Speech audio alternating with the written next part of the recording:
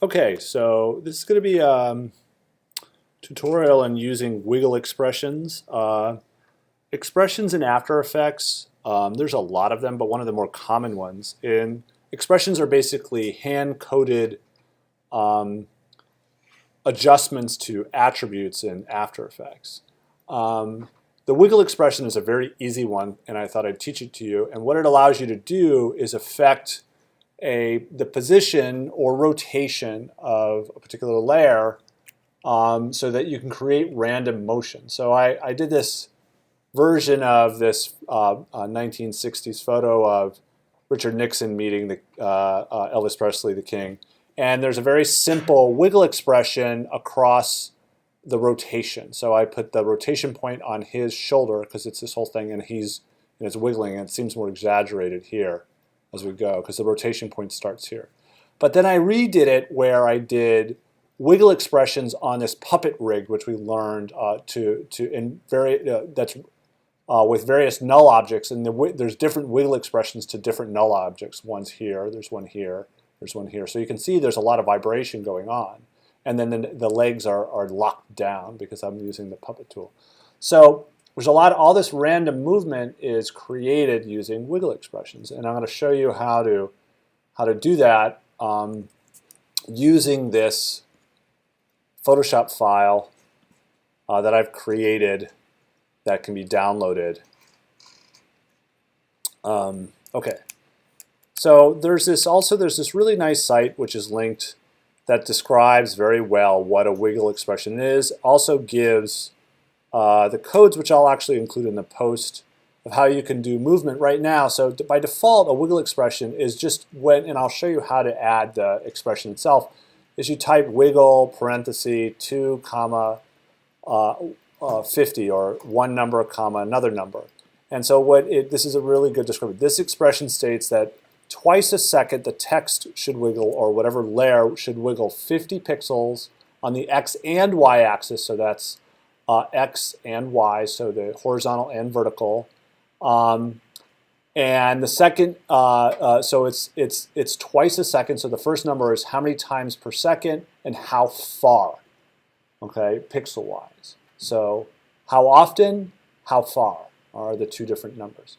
And then you can do these other expressions to control along just the x-axis, so it moves only along the x, and then this one, so it moves only along the y, so vertically. All right, so these are very useful, and I use those. I think I showed you in my chicken animation from a while ago. All right, so I have these layers. I already have them. But I'm gonna start over. So I'm gonna import file. I'm gonna import the Photoshop file. All right. And we have to remember we want to make a composition from the Photoshop file that retains all the layers' positions. And there's just a few of them, and I'll open it up. And it's just 3 layers. We have Elvis, which I can move around so you can see with Richard Nixon's arm. Then we have Nixon, which really isn't necessary. Oh, and he's still in the background. Oh, that's weird. Oh yeah, I didn't have to because he's not moving. And then the background, which if you see, it's just because Elvis is the one who gets buzzed, not Tricky Dick, right? And so to accomplish the first GIF is pretty straightforward. All right. What we want to do first is we want to just reposition using the pan behind tool, the position of the rotation point. So by default, for that layer, it's right in the center, so it's all of Elvis to the arm, and then over here. We want to just reposition this rotation point to the elbow, right? And then within the Elvis, we are going to jump to rotation by hitting the letter R. All right, so it brings up the rotation attribute. And now, while holding down the Option key on a Mac, and I believe the Control key on a PC, I'm not sure, but that blog post talks about it. While holding down the Option key, I must hit the stopwatch. So it's not the word, it's not anywhere in between, it's the stopwatch itself. And it brings up this expression control panel. And there's other attributes that can be changed, but for now, we're just going to directly type wiggle, all right? And in this case, I want it to be a high frequency wiggle, so a lot of times. So we'll say 40 times a second, but not very far. So I could say, let's do it far at first so you can see how wild it is. 10 pixels, all right? So it's going to go 40 times a second, 10 pixels. And we can watch that. And now you can see he's rotating quite a bit, all right? And you can see the axis is right here where I moved the center point to, right? And it just goes and goes and goes, and it's random, okay? I can change that so it's not so far, so it looks a little more subtle. So it's still often, but only 2 pixels, and so it's not going as far, right? And that's how the first one's pulled off. It's not a oops. And you can see with the legs jumping out, that's a little bit of a problem, and so you could deal with that by cropping it later or things like that. But I mean, it does give the effect, the intended effect, right? Now, there is a way to effectively keyframe expression, wiggle expression using null objects in reassigning the 2 attributes to sliders through other controls, but we're not going to do that right now. I have to look it up. It was something I was asking Fawaz to look up, and he found it.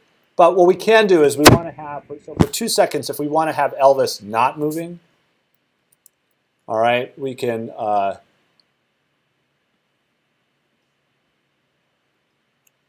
remove the expression, and just by option clicking, oops, it by default turns it off. But you can just you can see that. So we have the one in front that's not moving, all right? And so we can position the slider here at 2 seconds, and to the option right bracket, right? Oh wait, control right bracket. Oh, I'm not holding it. There we go. Sorry. Option right bracket. All right, and it stops. It's going to stop there, and then I can do the same. Highlight the Elvis, and then option left bracket, and effectively, we actually move over one more frame, so that we have not moving for 2 seconds, and then moving for 3. Sequence happens to be 5 seconds long, as I said about. All right, and so then that's how you can do it. You can also put expressions on position. So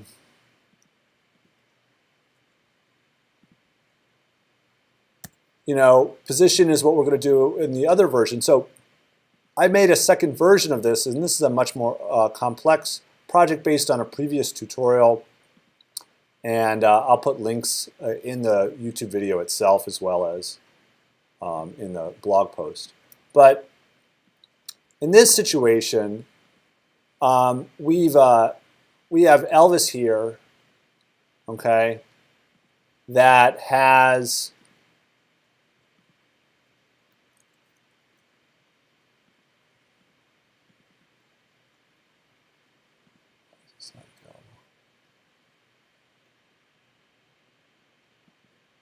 see it, has a puppet set of points, all right? And in this situation, we have this elbow, this hand, and I've renamed them, these particular points, the ones that I care about. So I have this elbow, this hand, the neck, the head, and the tummy. All right, so there's 5 points which I position null objects with. So if you look at those, with those 5, I created a null object for each of them: elbow, hand, tummy, neck, head, and used particular expression code for position for puppet grouping, where you're telling the position of that puppet point to follow a layer, a null layer name. And so by positioning that, each of these, so if I look at this, each of those particular points, you can see that that puppet point, named tummy, is rigged. Oh, I just screwed it up. Sorry.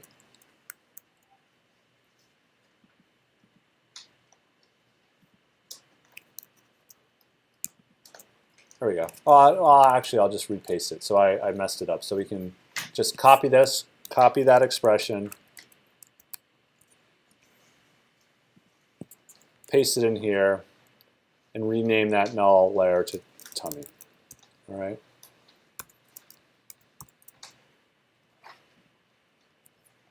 And then the cool thing is, with all of these mesh points following these specific null objects, I can create different expressions.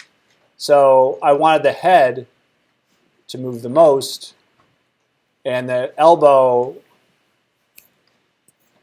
to move the least, and so that ultimately Nixon's arm is vibrating a little bit with the hand buzzer, but Elvis's whole body is shaking more violently as a result, as if it's being shocked, right? So that and this takes a long time to render. So there's various wiggle expressions set to the null objects themselves. So the nice thing is you can't set null objects to wiggle expressions. Actually, I don't know. Maybe you could potentially add the wiggle expressions directly to the mesh points. I didn't even think of that. I was just used to the rigging tutorial. But the nice thing is these mesh points are locked. So the legs don't move, and these two null objects are locked so that the arm doesn't move. So when we go back to the final version, all right, and we'll open this in a new.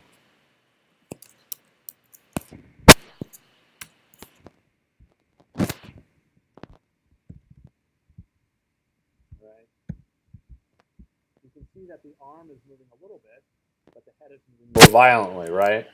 Because ultimately, the head has the most movement. It says 35 times a second, move the head 60 frames, 60 pixels. Whereas the neck, it says every 45, move more often, but only 25 frames, 25 pixels.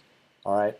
So this one's moving at different rate as this one, which creates some asynchronousness, as well as the arm, and so the arm's not moving that much. All right. So that's another way to approach this, to give a more complex set of movement by using the puppet rig, and that's it.